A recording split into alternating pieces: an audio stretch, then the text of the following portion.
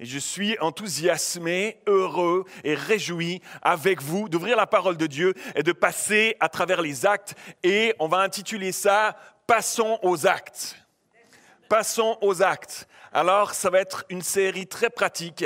Ça va être des messages très pratiques pour chacune d'entre nous, centrés sur la parole de Dieu parce que nous aimons avoir une théologie des messages qui sont centrés sur la parole de Dieu, sur ce que Dieu dit dans sa parole aujourd'hui. C'est sûr, c'est solide, c'est véritable et on a chéri sur notre cœur cette parole. Alors, on va passer à travers le livre des Actes et ce matin, j'aimerais amener un message qui s'intitule « Un homme d'une autre sorte ». Et j'aimerais vous parler ce matin, c'est l'histoire d'un homme d'une autre sorte, d'une autre sorte qu'on trouve dans le livre des Actes au chapitre 10. Un homme auquel on peut s'identifier et qui a été utilisé par Dieu pour ouvrir un chemin. Il y a eu un avant, puis il y a eu un après de ce personnage. Il était utilisé par Dieu pour ouvrir un chemin de compréhension nouvelle qui nous donne accès à nous encore aujourd'hui au salut en Jésus-Christ. Incroyable quand même. Alors, on va découvrir un texte ensemble qui est un texte charnière, un texte extrêmement important dans la parole de Dieu et qui encore aujourd'hui nous fait qu'on peut en bénéficier encore aujourd'hui. Alors, régulièrement, on fait des messages où on a un thème et on prend des versets, puis on met quelques versets là au milieu. C'est toujours centré sur la parole de Dieu. Mais aujourd'hui, j'aimerais vous lire le récit de cette histoire, tout un chapitre au complet. Alors on va lire ensemble. Je vais mettre du ton, vous allez voir, et on va traverser cette histoire ensemble et on va la lire ensemble. Un homme d'une autre sorte. Actes chapitre 10.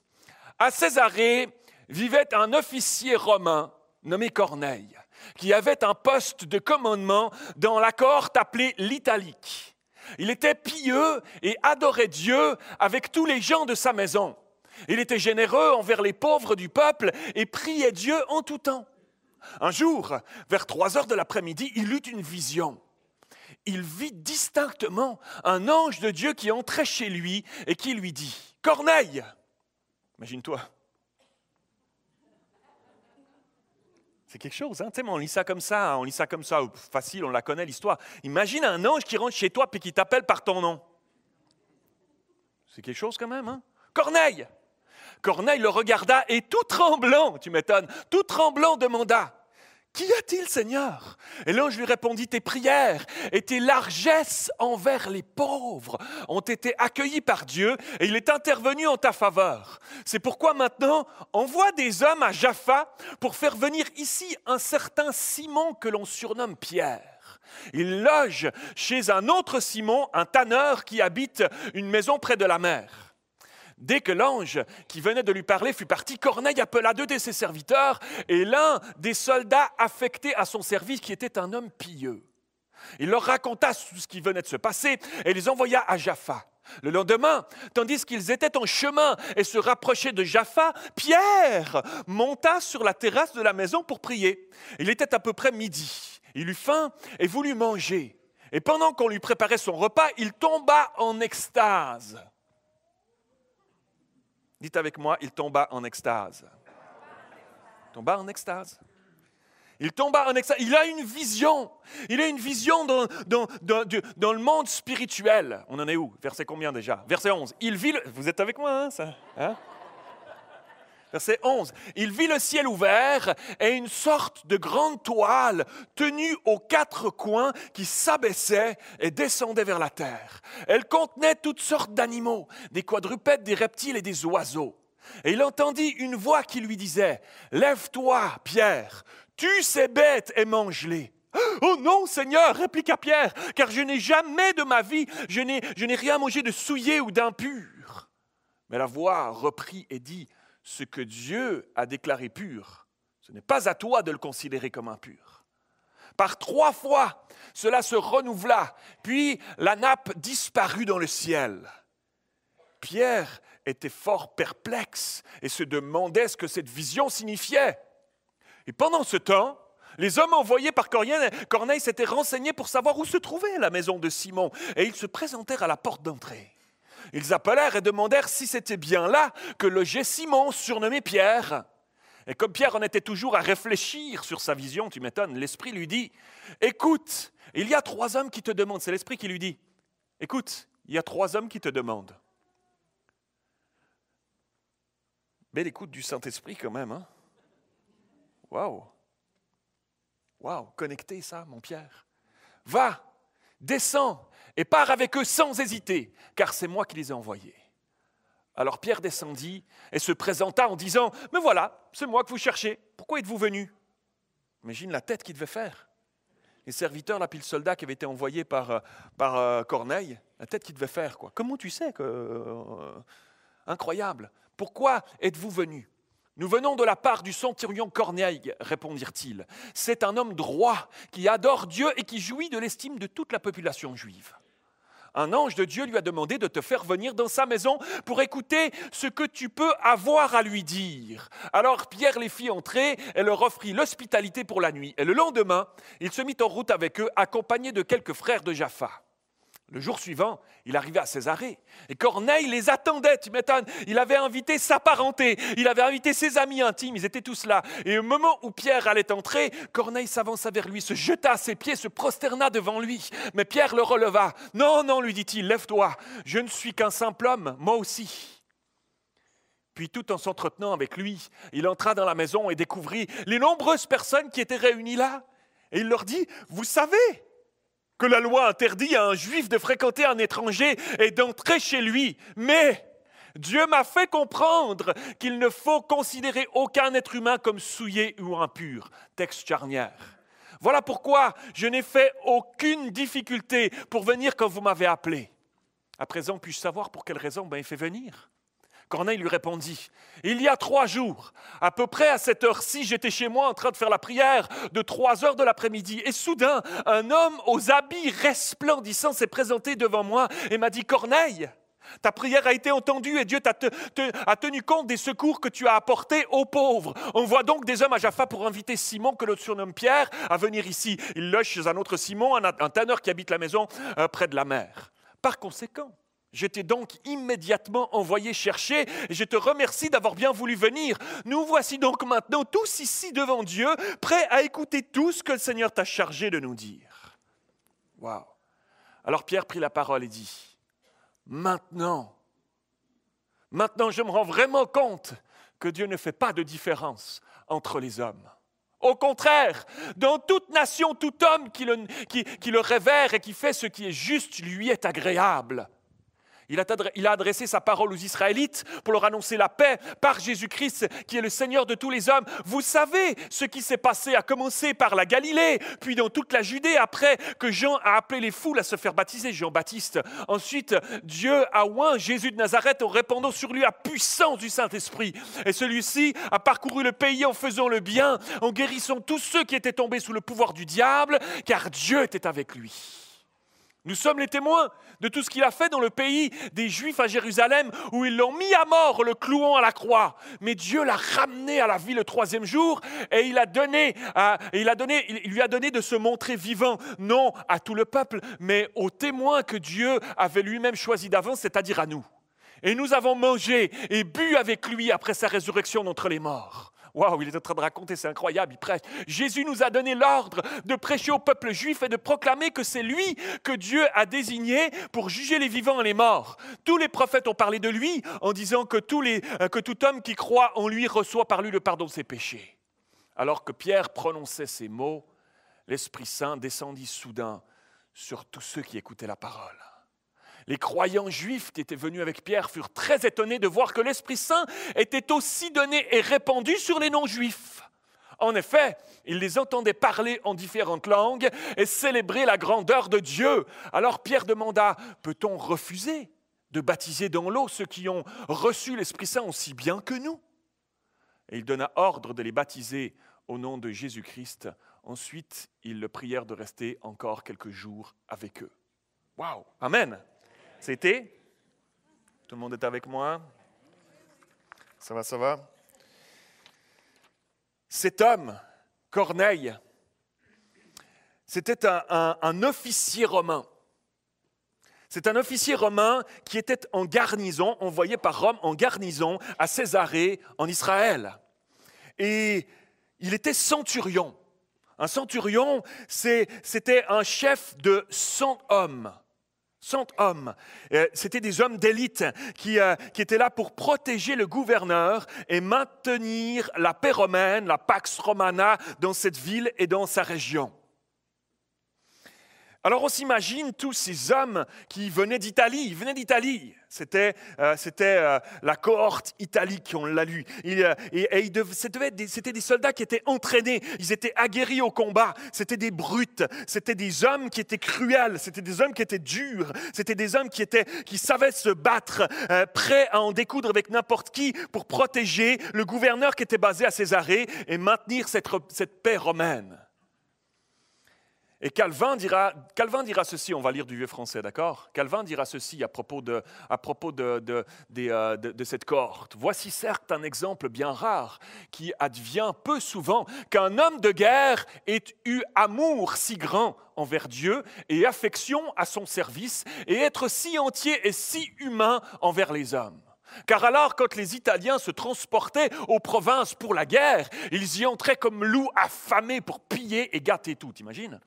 Coutumièrement, ils n'avaient non plus de religion que bêtes brutes et n'avaient pas plus intention de suivre l'innocence que des brigands. Ainsi donc, les vertus de Corneille méritent tant plus grande louange. Ça va? Vous êtes avec moi? Quand même, Calvin lui-même disait... C'était fou, c'était des brutes, c'était des loups affamés, ces soldats romains, ils étaient assoiffés de se battre, ils étaient assoiffés de sang, incroyable. Et là Corneille, là au milieu, il est à part, c'est surprenant qu'il soit là au milieu, puis en même temps qu'il est capable de se tenir, il y a quelque chose d'incroyable. Au milieu de tout ça, ce texte nous dit que Corneille était un homme qui était rempli de bonté. Il était à la recherche de Dieu, il était dans une quête personnelle. Il était à la recherche, il cherchait Dieu. Quel merveilleux exemple, une parenthèse rapide, quel merveilleux exemple pour nous aujourd'hui, pour nous, chacun d'entre nous aujourd'hui, qui avons un travail, qui travaillons dans le monde, dans le séculier. Parfois, ce n'est pas évident. Par les relations avec nos collègues, des non-chrétiens, notre chef, la pression, etc., la pression de la productivité, tout ça. On vit dans un monde où, waouh, c'est pas facile d'être dans le monde du travail aujourd'hui, c'est vrai. Quel merveilleux exemple, Corneille, au milieu de, que peu importe le métier qu'on exerce, de manifester les bontés de Dieu à travers nous, à travers nos vies, malgré les circonstances, là où Dieu nous a placés. De se tenir, d'être des témoins là où Dieu nous a placés, et si ton travail était ta terre de mission.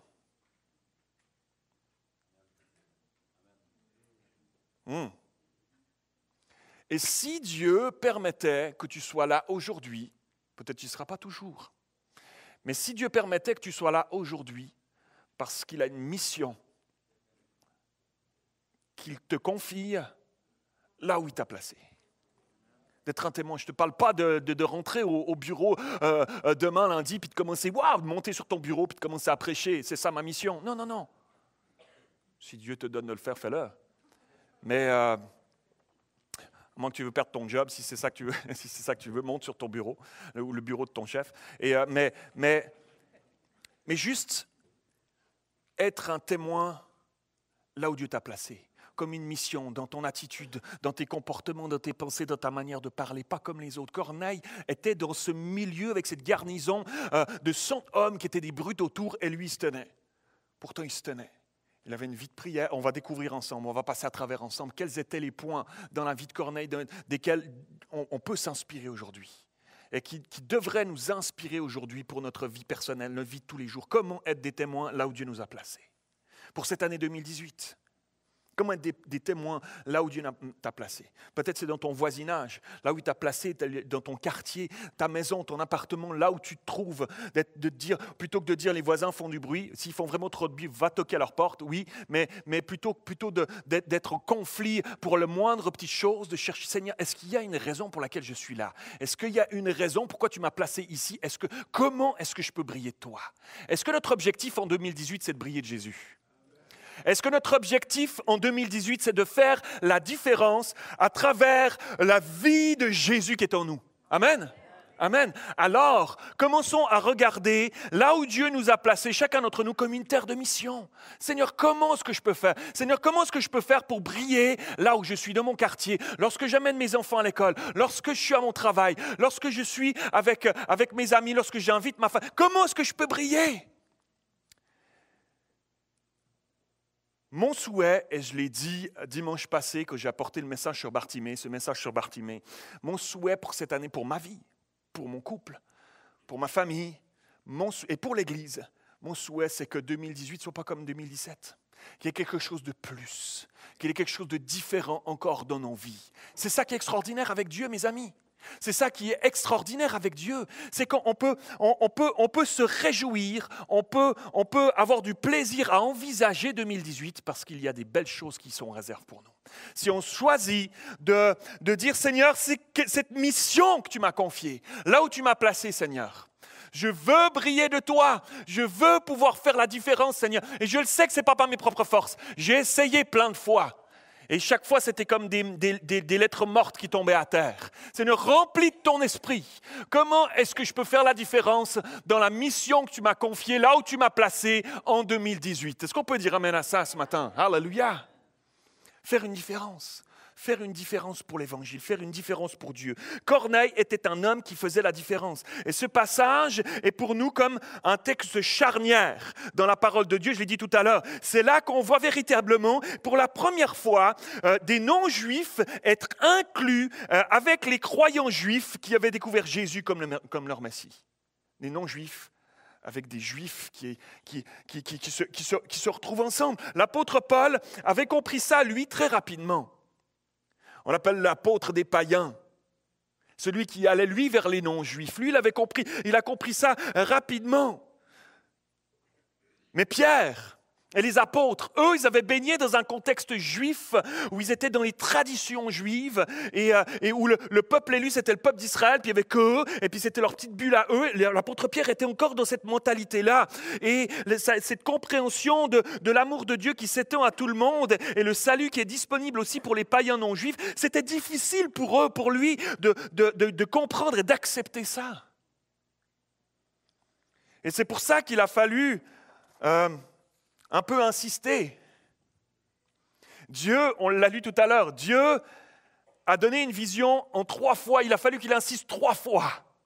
3 fois. Pour que Pierre comprenne que ce que lui comprenait comme impur, comme ne pouvant pas se mélanger avec les Juifs, c'est-à-dire les non-Juifs, les païens, il devait maintenant les considérer comme eux. Comme acceptable, comme accepté de Dieu et ayant autant qu'eux part au salut et aux promesses de Dieu à travers Jésus-Christ. Et pour arriver à ça, c'est à travers le personnage de Corneille et de sa famille que le plan de Dieu va s'accomplir. Extraordinaire. On pourrait dire tellement de choses sur ce texte et ce passage, on pourrait prêcher des mois là-dessus, mais il y a des caractéristiques que Corneille avait développées pour que le terreau de son cœur soit prêt, que les éléments soient réunis pour que Dieu vienne se manifester à lui et à sa famille. Et j'aimerais partager ces quelques éléments-là, j'aimerais les extirper comme ça ce matin et les partager avec vous ce matin, comme des encouragements à suivre son exemple pour nous aujourd'hui, pour nos vies aujourd'hui en 2018. J'aimerais qu'on puisse s'inspirer ce matin de ces éléments pour notre propre vie, des éléments qui s'appliquent tout à fait à travers les âges, les cultures, à chacun d'entre nous, encore aujourd'hui, en 2018, qui plaisent au cœur de Dieu et qui ouvrent un ciel sur nos vies. Qui ouvrent un ciel sur nos vies. Est-ce qu'il y en a ce matin qui disent, Seigneur, je veux un ciel ouvert. Un ciel ouvert sur ma vie aujourd'hui. En 2018, un ciel ouvert sur ma vie. Premièrement, Corneille était un homme qui cherchait activement Dieu. C'était un homme pieux, nous dit la parole. Il était pieux, il adorait Dieu avec tous les gens de sa maison. C'était un homme qui était actif spirituellement. Il cherchait Dieu de manière active. Corneille, ce n'était pas un homme qui était juif. Il n'était pas juif, il venait d'Italie. C'était un païen, c'était un non-juif. Il avait des coutumes différentes des Juifs, de là d'où il venait. des traditions qui étaient différentes. Il avait une pratique militaire qui n'avait rien à voir avec cette religion juive pratiquée en Israël. Et pourtant, les commentateurs disent qu'il avait certainement découvert le Dieu d'Israël. Le Dieu des Juifs, durant son séjour à Césarée parmi le peuple juif, il avait découvert cette foi-là. Et cette foi nouvelle correspondait tellement à ce qu'il avait besoin au fond de lui. Et elle l'avait tellement impacté qu'il avait influencé toute sa famille et ses amis à suivre Dieu. Incroyable, incroyable. Il avait découvert ce trésor qui était pour lui d'une telle richesse, tellement plus riche, tellement plus profond, tellement plus extraordinaire que n'importe quel trésor de cette terre, qu'il ne pouvait pas s'empêcher de le partager autour de lui. D'avoir ce feu en lui, il faut que je le partage. Je ne peux pas le garder pour moi. Et il en a parlé même jusqu'à ses domestiques. Tout le monde autour de lui.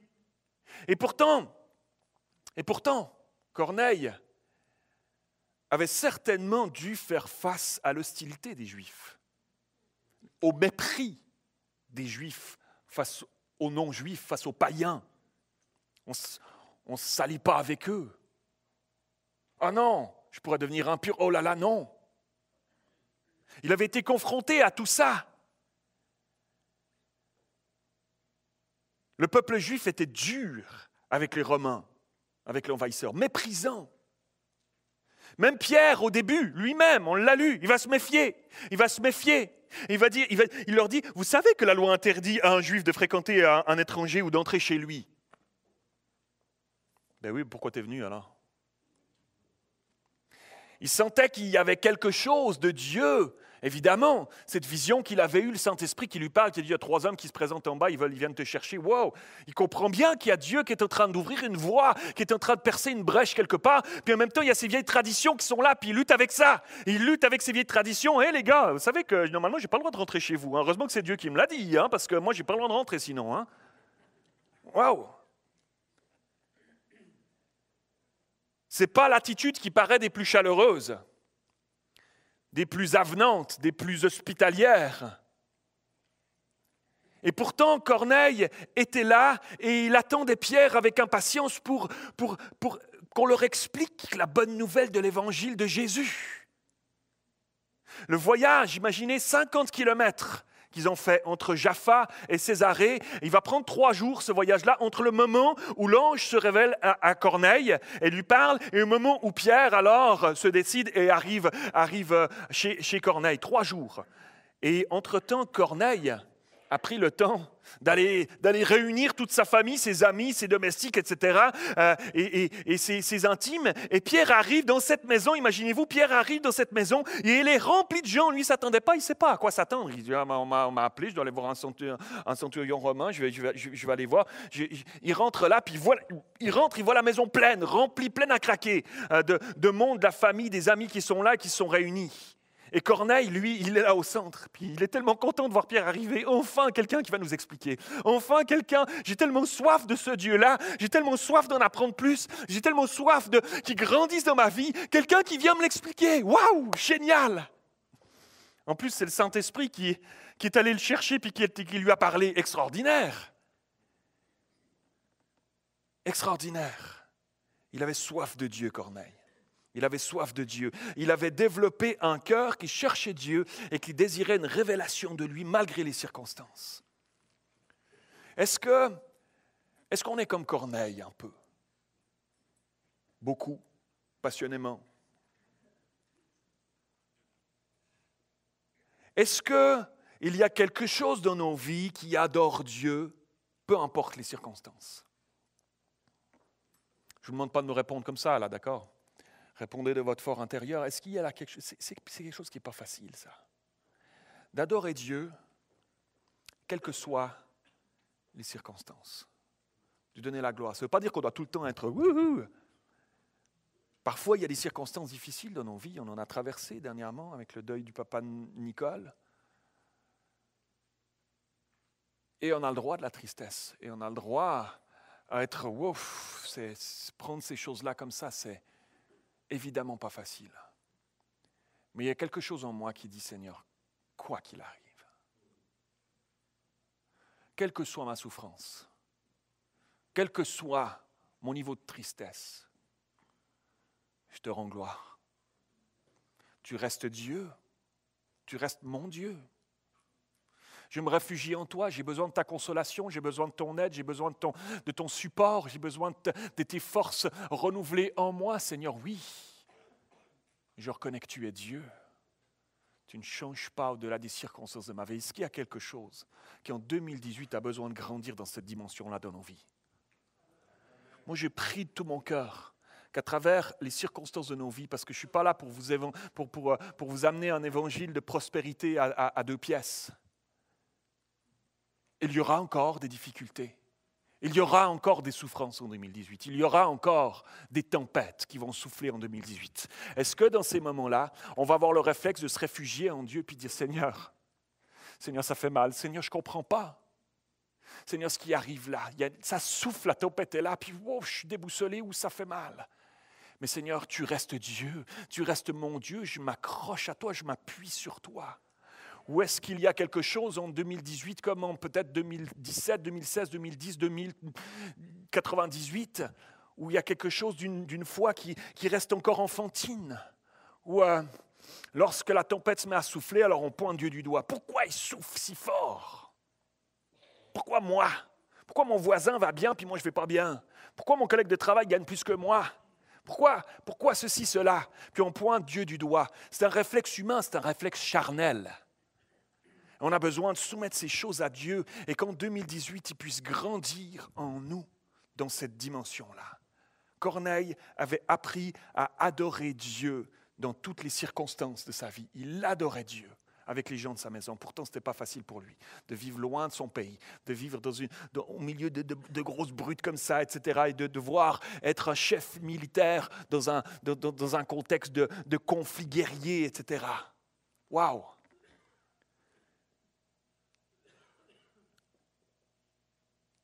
Lorsque on est revenu de Suisse il y a 2 semaines en arrière, j'ai été frappé tout à nouveau, impressionné par les contrôles douaniers aux aéroports. On en a fait tellement de fois déjà, mais il les accentue avec les années qui passent, et puis l'insécurité mondiale et tout ça, le terrorisme et tout ça, mais c'était fou là. Tu montes ton passeport une fois, tu inscris tes bagages, tu redonnes ton identité ici, on te rouvre ici tes bagages, on les passe dans un truc, tu repasses vers un douanier, tu dois ressortir de nouveau ton boarding pass, et puis hop, de nouveau, etc. Juste avant de rentrer encore dans l'avion, on te vérifie, boarding pass, passeport, on te regarde ta tête si c'est bien la même tête que sur le passeport, etc. Comme si entre deux, j'avais changé de tête. Incroyable, les contrôles sont là. Puis ça, c'était à Genève en Suisse, on arrive à Montréal, c'est reparti. Tu montes ton passeport, moi je monte mon visa en plus, tac. Puis maintenant il y a des nouvelles bornes. Alors il faut être un geek pour passer la frontière canadienne, pour rentrer au Canada maintenant. Je voyais des personnes plus âgées qui étaient là, sortaient leurs petites lunettes, ne comprenaient pas trop comment ça se passait et tout ça. Et des contrôles tout le temps, à chaque 10 mètres tu te fais contrôler. J'aimerais vous dire que Dieu n'a pas de frontière qui lui barre la route, lui. Dieu n'a pas de frontière qui lui barre la route, absolument pas. Aucune limite, mes amis. Aucune limite en 2018. Il n'y a pas de frontière, il n'a pas de barrière, il n'a pas besoin de montrer ses papiers, les douaniers, tout ça, il n'y a pas besoin. Immigration, les visas, il n'y a pas besoin. C'est un Dieu qui n'a aucune limite. Pourtant, Corneille, lui, n'était pas juif. Il n'était pas juif. Eh ben non, ce n'est pas une barrière pour Dieu. Ça n'était pas une barrière pour Dieu, parce que son désir, c'est de se révéler à chaque personne qui le cherche encore aujourd'hui en 2018. Encore aujourd'hui en 2018, son désir, c'est de se révéler. S'il y a quelque chose en toi ce matin, mon frère, ma sœur, qui dit « Oui, je crois qu'il y a autre chose que cette vie matérielle ici-bas. Il y a autre chose, il doit y avoir autre chose en 2018. Il y a autre chose que la routine du quotidien. Il doit y avoir autre chose que de me battre seul dans la vie. Il y a autre chose ici, autre chose que l'angoisse des dettes qui m'en serrent ma vie. Il doit y avoir autre chose que cette vie de péché qui me colle à la peau. Autre chose que le Super Bowl, par exemple. Même si, mesdames, vous avez très bien répondu ce matin. Non, mais je m'excuse. En fait, non, il n'y a pas autre chose que le Super Bowl aujourd'hui. Et ce soir, c'est la course du soleil s'arrête, tout ça en Amérique du Nord, pour le Super Bowl. Et Corneille était pourtant un citoyen romain, un chef militaire, certainement riche, parce qu'il donnait beaucoup, nous dit la parole. Et pourtant, il y avait comme un vide en lui. Il manque quelque chose. Il doit y avoir autre chose. Il faut que je trouve un moyen, il faut qu'aller chercher Pierre, aller chercher quelqu'un qui va m'expliquer, il faut que je trouve. Il doit y avoir autre chose.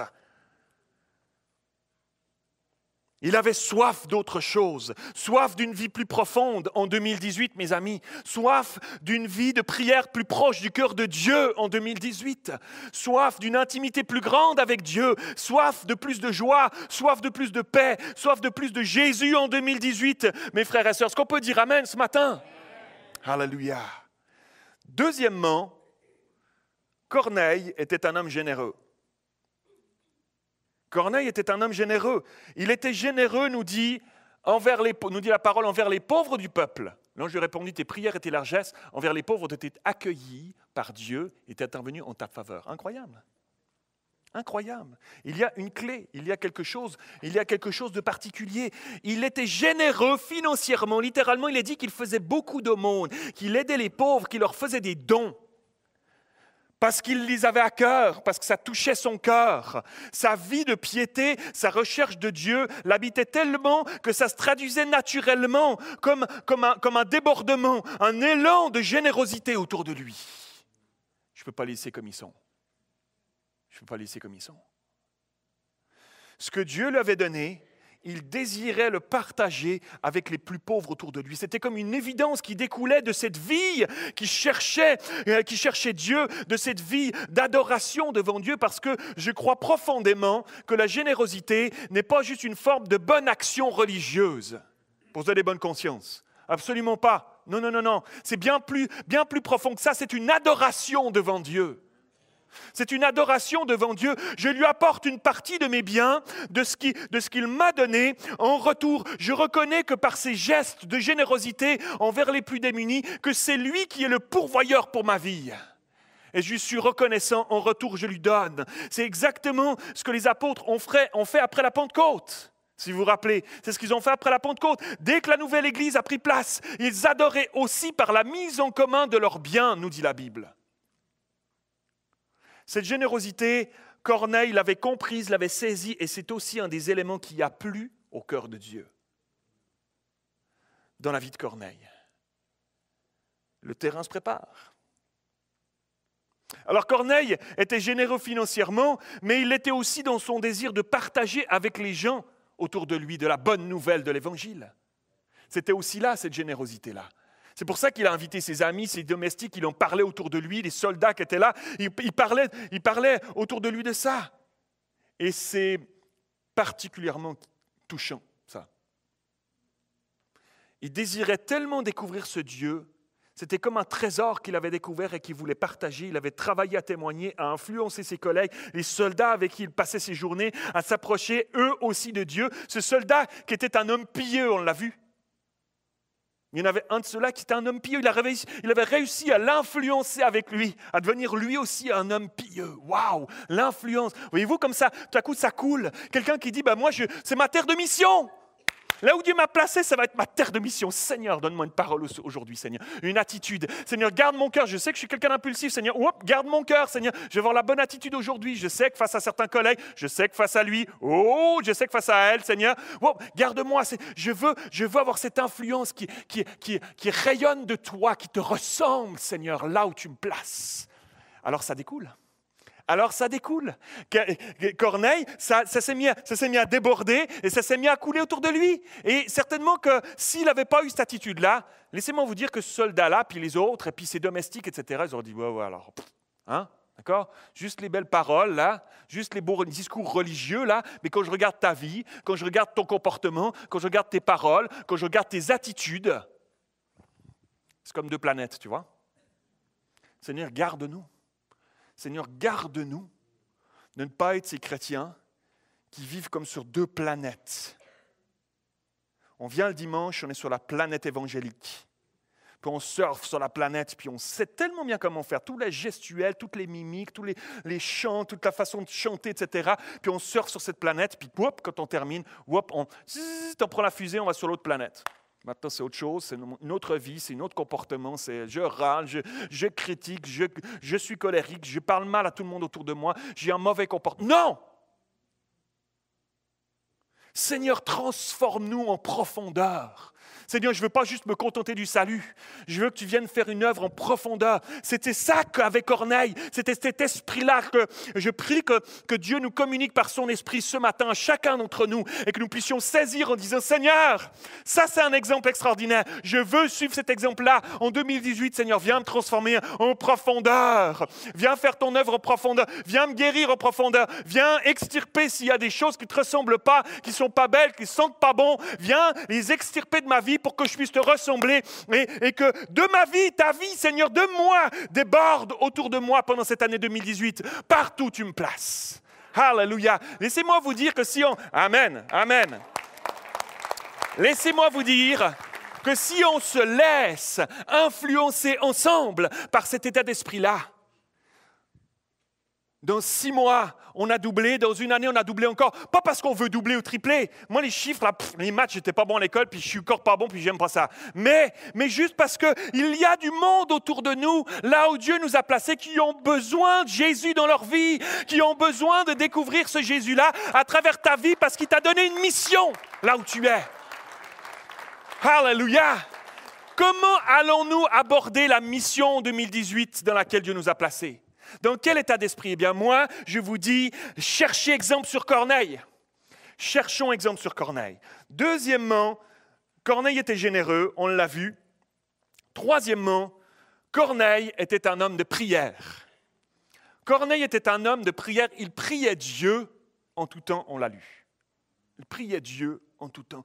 Ce qui me touche et qui m'interpelle dans cette description de la vie de prière de Corneille, c'est qu'il n'était pas influencé par des rites religieux. Il n'avait pas cette poussière qui était là, lui, qui avait pris place sur lui de toutes ces années, de ces générations et de ces millénaires de pratiques religieuses juives qui étaient là et qui pesaient lourdement sur Pierre et puis tant d'autres. Il n'avait été pas affecté par cela dans sa vie. Vraiment. Et il est dit qu'il n'est pas dit qu'il allait dans un lieu religieux pour prier. Il n'allait pas au temple, il n'était pas juif, il n'avait pas ce poids de ces traditions. Mais il priait Dieu en tout temps. Il priait Dieu en tout temps. Partout où il allait, il était rempli de cet esprit de prière. Alors, je vous dis pas, des fois, quand on voit ça, mais comment je pourrais? Moi, je pars au travail le matin, puis je peux pas dès que je rentre au travail, puis me mettre à genoux, puis me mettre à prier. Non, c'est un état d'esprit de prière. Tu te retrouves à ton travail, puis tu te retrouves face à un problème.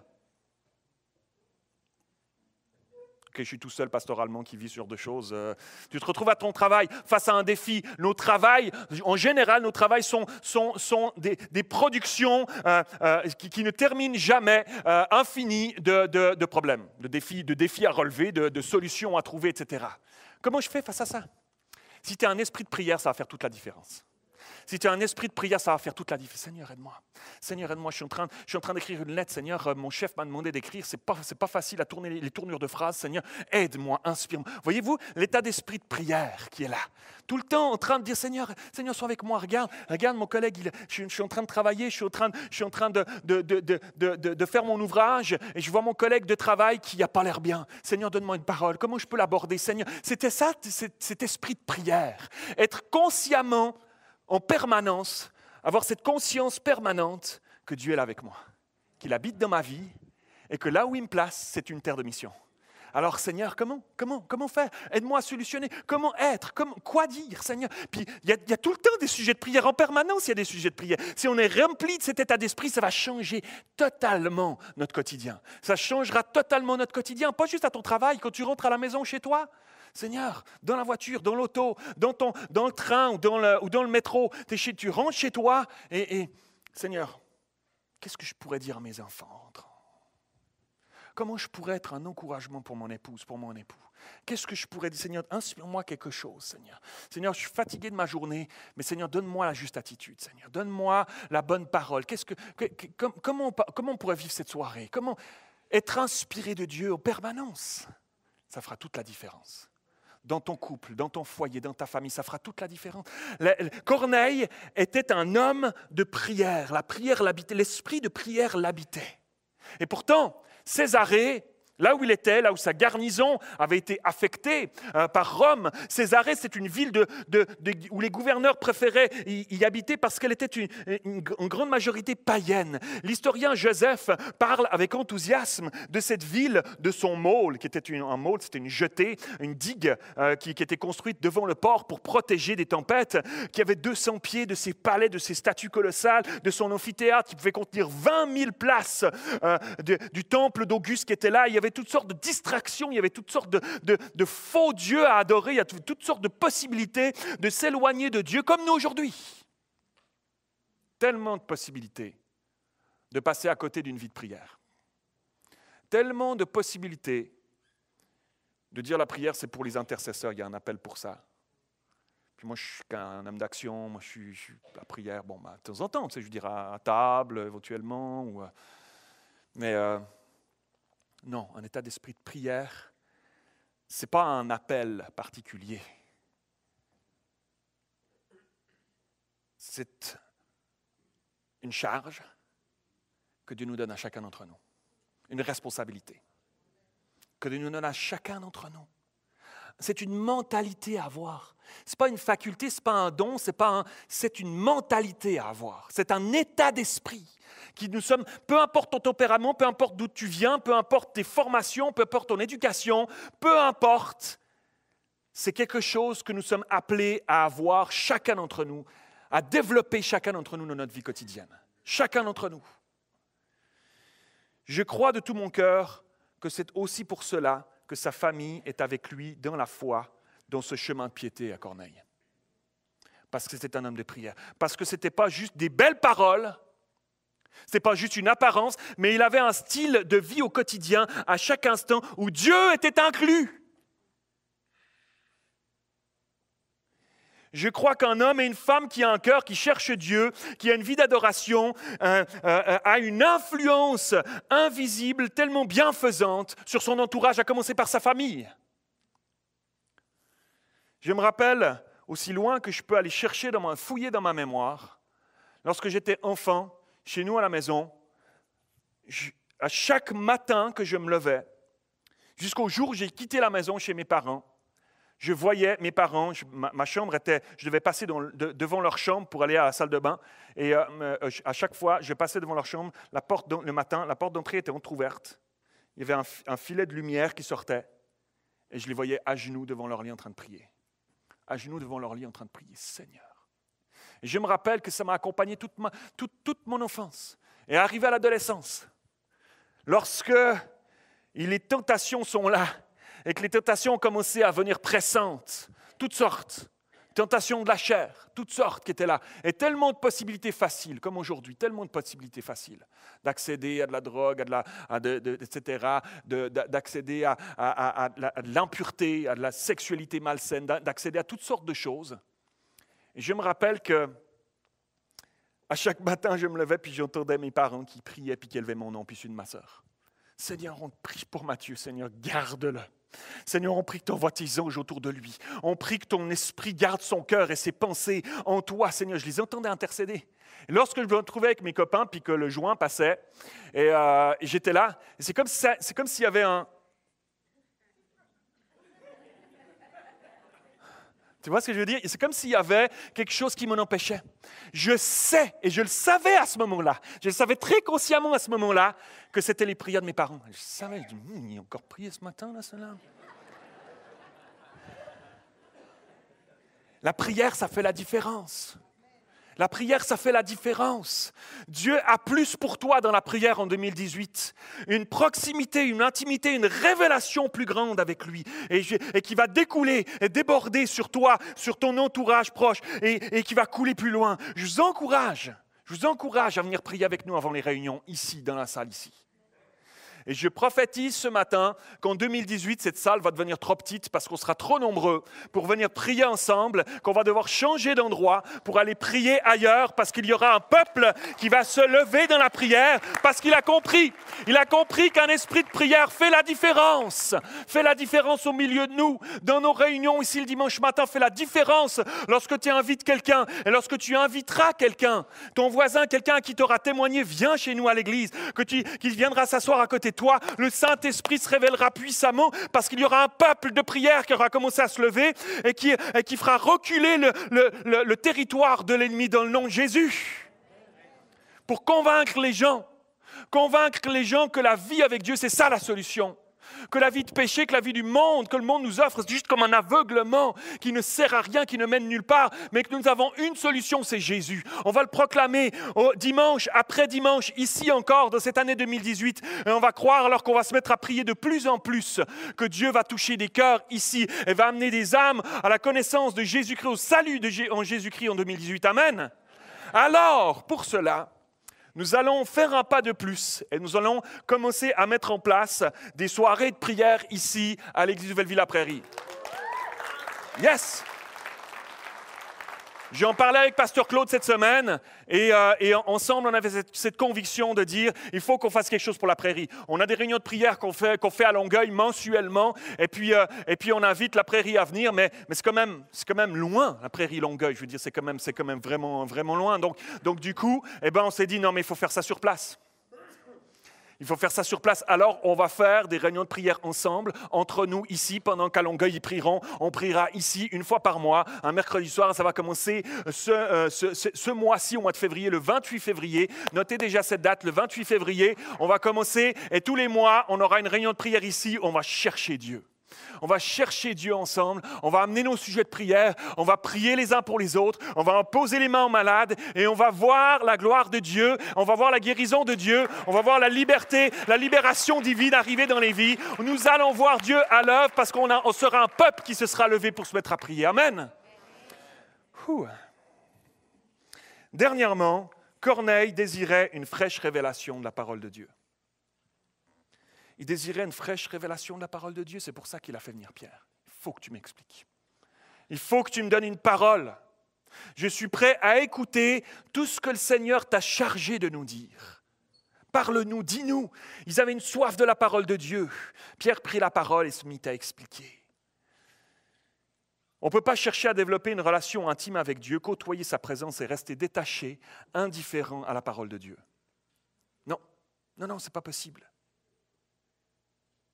C'est un sentiment que Dieu dépose dans les cœurs de ceux et celles qui le cherchent à un moment ou à un autre. Il y a une soif, un désir de le connaître mieux, un désir de manger la parole de Dieu, un désir de... C'est là les principes de vie. Quel cadeau cette parole, quel cadeau. Je ne peux pas passer à côté, ce n'est pas juste une lecture d'un roman, mes amis. Parfois on la néglige parce qu'on dit « j'aime pas lire ». Moi, je ne suis pas un grand lecteur. Combien de fois j'entends ça dans mon bureau pastoral? Je ne suis pas un grand lecteur. Ça n'a rien à voir. Ce n'est pas un livre comme les autres. Ce n'est pas un livre d'un roman que tu prends quand tu pars en vacances, que tu lis sur la plage. Ça n'est pas un livre comme ça. Ça n'a rien à voir. On est dans une autre catégorie, une catégorie à part. C'est les principes de notre foi profonde. C'est la base de qui on est. Je n'aurais pas cette parole de Dieu, je ne pourrais pas vous prêcher ce matin. On a besoin de s'en nourrir, mes frères et sœurs, et ça, c'est une de mes prières pour cette année. Je reviendrai avec ce sujet-là encore pendant l'année. Trouver des moyens de lire la parole de Dieu. Elle est une nourriture spirituelle. Aucun autre livre dans ce monde ne peut produire ce que la parole de Dieu produit par l'Esprit de Dieu lorsque tu te mets à la lire. C'est pour ça qu'elle est dans une catégorie à part. Ça n'est pas à comparer avec les autres livres. Ça n'est pas à comparer avec la lecture d'autres bouquins. Moi, je ne suis pas un grand lecteur. Non, ça n'a rien à voir. Absolument rien à voir. La parole de Dieu, si c'est ton unique livre, c'est correct, c'est OK. Mais on ne peut pas passer à côté de se nourrir de la parole de Dieu. Et Corneille avait cet esprit-là. Et je prie ce matin que Dieu, je vais prier pour vous tout à l'heure, je prie que l'Esprit de Dieu ce matin vienne souffler sur nos vies pour nous donner une fraîche motivation, une soif et une faim motivée, nouvellement motivée, renouvelée pour la parole de Dieu. Que tu rentres chez toi cet après-midi et puis qu'au lieu d'aller regarder le Super Bowl ce soir, tu lis la parole de Dieu. Deux madames ont applaudi. Les hommes sont tous cachés sous leur chaise. Comprenez-moi bien, ne culpabilisez pas ce soir avec vos ailes de poulet en train de regarder le Super Bowl. C'est bien comme ça. Je parle d'une habitude de vie. Je parle d'une habitude de vie sur l'année 2018. Amen. Amen. On va se laisser interpeller par Dieu à travers tout ça. L'attitude et la vie de Corneille a été comme un parfum qui a plu à Dieu. Un parfum de bonne odeur aux narines de Dieu. Nos vies, quand on cherche à grandir dans cette dimension-là, sont un parfum de bonne odeur à Dieu, mes frères et sœurs. Et je vous regarde et je me dis, quelle armée extraordinaire. Quelle armée extraordinaire. Des gens si différents, mais tous avec un désir de laisser Dieu œuvrer dans nos vies. Amen. Tous avec un désir de voir Dieu à l'œuvre dans nos vies, nous transformer et rayonner de lui. Waouh! Ça va être une année 2018 extraordinaire. Ça va être une année 2018 comme on n'a jamais vécu. Comme on ne l'a jamais vécu dans le passé. Il y a tellement des belles choses qui sont en réserve pour nous, alors qu'on va chercher ensemble. Comme Corneille, cet état d'esprit-là, à laisser Dieu nous transformer. Corneille était un homme de cette sorte-là. Il était un homme de cette sorte-là. Le psaume 14, verset 2 nous dit ceci, « L'Éternel du haut des cieux regarde les fils de l'homme pour voir s'il y a quelqu'un qui soit intelligent, qui cherche Dieu. » 2018, mes amis, le regard de Dieu va se promener encore sur la surface de la terre. Il va passer au-dessus de la prairie et toute sa région de la rive sud de Montréal. Et il va regarder s'il trouve des hommes et des femmes qui cherchent Dieu, qu'ils le cherchent. Et ma prière ce matin, mes amis, c'est qu'il trouve de nombreuses personnes qui auront choisi de chercher Dieu, de dire je suis qui je suis, j'ai les blessures que j'ai mon parcours à moi, mais je cherche Dieu parce que je sais qu'il a plus, parce que je veux plus lui ressembler en 2018 et que son regard puisse s'arrêter sur toi. Il dit, j'ai trouvé Marie-Claude, j'ai trouvé Simon, j'ai trouvé René, j'ai trouvé Nicole, j'ai trouvé José, il me cherche. Il y a une population sur la rive sud de Montréal qui ont choisi ensemble de me chercher. Ça plaît à mon cœur. Je vais ouvrir un ciel sur leur vie. Je vais déverser ce pourquoi ils m'appellent. Je vais le leur donner comme il l'a fait avec Corneille. Ce que tu as demandé, je suis venu te le donner. Parce que tu t'es occupé des pauvres, je suis venu. Ça déclenche quelque chose. Ça déclenche quelque chose sur nos vies lorsqu'on se met à chercher Dieu. Est-ce qu'on peut, ce matin, commencer à choisir et à dire, Seigneur, cette année, ce sera une année de quête spirituelle. Je vais chercher, je vais te chercher, Seigneur. Alors que le musicien s'approche, j'aimerais terminer avec ceci. Il y a des années en arrière, une petite fille est née dans une famille totale dysfonctionnelle. Dans cette famille, le père est alcoolique, l'oncle est alcoolique, le grand-père est alcoolique. Il y a de la négligence totale. Cet enfant livré à elle-même va grandir dans une ambiance totalement déséquilibrée. La famille fait partie d'une secte et ils enseignent des choses à côté, totalement à côté. C'est comme un arbre qui pousse tout croche.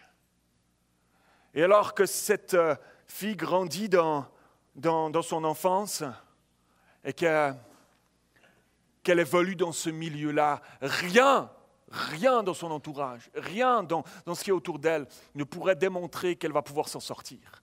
Elle-même se blesse elle-même, elle se fait des blessures sur elle-même, se fait des coupures sur elle, se met des faux pansements pour que les gens aient pitié d'elle. Toutes sortes de choses durant son enfance qui sont là. Et arrivé à l'adolescence, elle va commencer à fréquenter une relation totalement malsaine, abusive, violente pendant des années.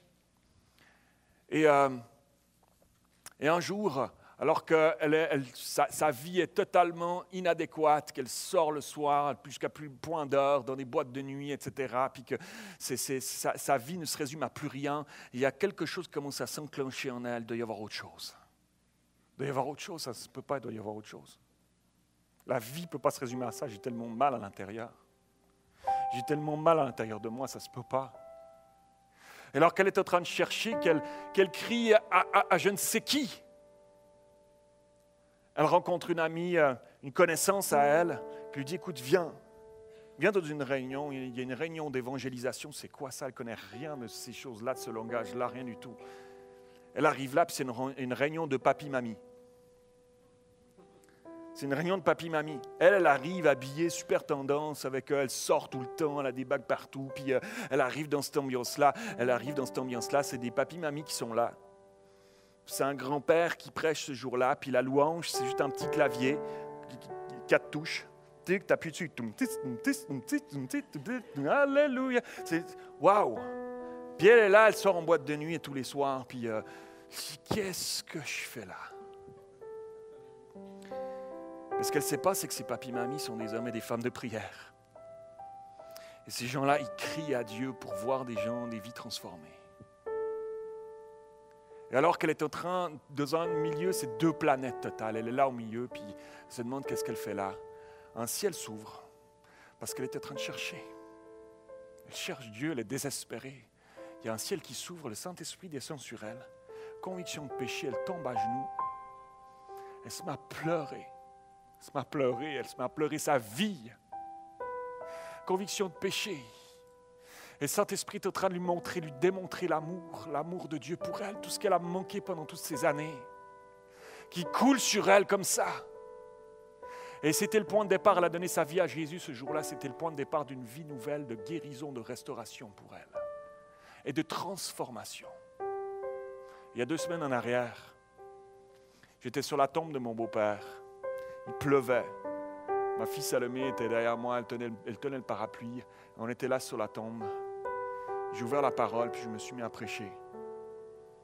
Et quand j'ai terminé, je regarde Nicole, mon épouse. Et je me dis, c'est fou quand même, comment Dieu est allé la chercher si loin. Et que Dieu a transformé sa vie. C'était elle, cette petite fille. C'était elle, cette petite fille.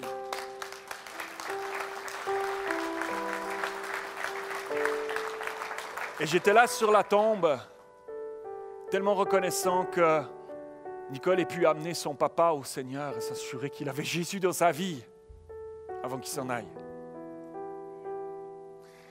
Et j'étais ému, pas ému de cette tombe qui était là parce que je savais où il était, tellement bien là où il est. Mais ému de voir Nicole au milieu de ses oncles, tous ces gens-là qui avaient été cet entourage complètement dysfonctionnel de toute son enfance qui était là autour et qui eux pleuraient le départ d'un frère, d'un cousin, d'un père. La sœur de Nicole était là et de voir Nicole là au milieu qui brillait de Jésus, ça fait toute la différence, mes amis.